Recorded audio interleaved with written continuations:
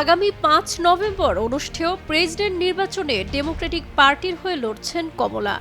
মার্কিন vice president কমলা Harris বলেছেন, president নির্বাচিত হলে তিনি নির্দিষ্ট ফেডারেল চাকরিতে কলেজ ডিগ্রির বাধ্যবাধকতা তুলে দেবেন।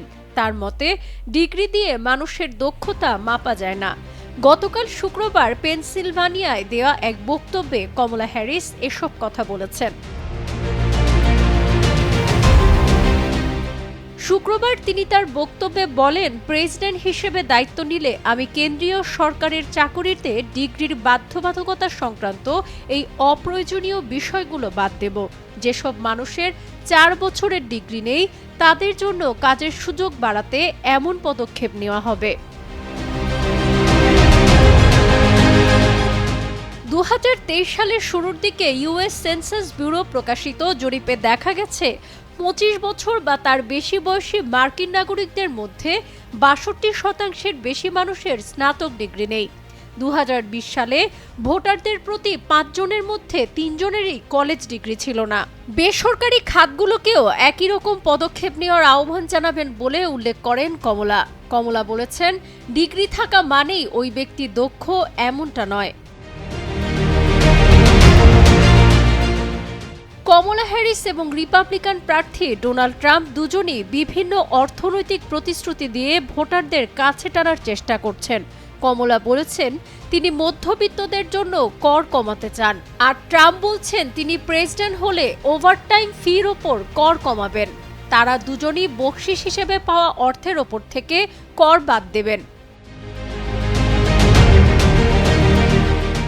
শুক্রবার কমলা পেনসিলভানিয়ার উইলকস-বারেতে বক্তব্য দেওয়ার সময় গাজা ইসরায়েলের যুদ্ধে মার্কিন সহায়তার বিরোধিতাকারীরা হট্টগোল করেছেন।